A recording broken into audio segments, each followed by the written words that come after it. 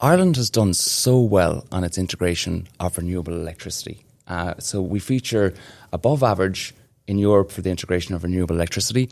And when we take out the countries that have the benefit of hydro, which is much easier to integrate than the variable sources that we have, we place up there as leaders. But we've placed last in terms of the use of renewable energy for heat, whereas we use twice as much heat as we use electricity. So when we look at Sweden, Estonia and Finland that have features on top, have they some advantage that we don't have? Or can we learn from what it is that they've done and just replicate it here? Yeah, well, certainly as someone who's probably lived in the electricity and heat worlds in Ireland over the last few years, I think for electricity, the big thing was vision and clarity of vision and clarity of purpose. So when you look back on the story of getting us to probably, top of the table in the world when it comes to renewable electricity, it probably all started around the late noughties when, I think the All-Island Grid study around January 2008 kind of set a vision for 2020.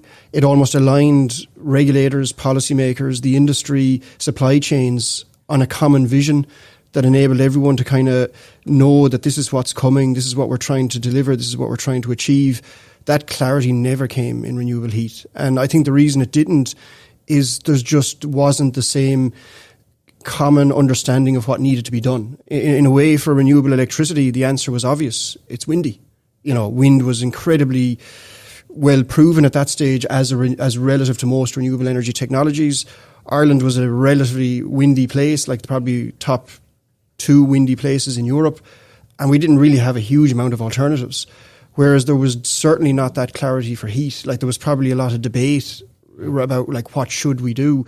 And I would say there is absolutely no reason why we couldn't copy our European neighbours. And on that, is it a case that we had semi-state utilities to turn to for electricity, but we don't have semi-state heat? So in terms of who you turn to actually provide the solutions, was it just in terms of the avenue to make it a reality that was an easier path with electricity because you had expert bodies that you could turn to? We probably don't have a dedicated heat semi-state, but we have semi-states incredibly dominant within the heat sector, which would be primarily Gas Networks Ireland, you could say, for the gas sector. And then for oil, I suppose there's a lot of policy intervention in the oil space, but it would be much more fragmented and privatised than the others. It's interesting when you frame it that way, because I remember I came across a document back in 1970s when Ireland had its first ever district energy conference, believe it or not. But it was around the time when we first discovered gas. And I often wonder back to that event, the guys who were there, had we not discovered Kinsale gas field at that time, could we have gone down a very different route? Because I would imagine once we found the gas resource, the semi-state was created, the gas networks was rolled out.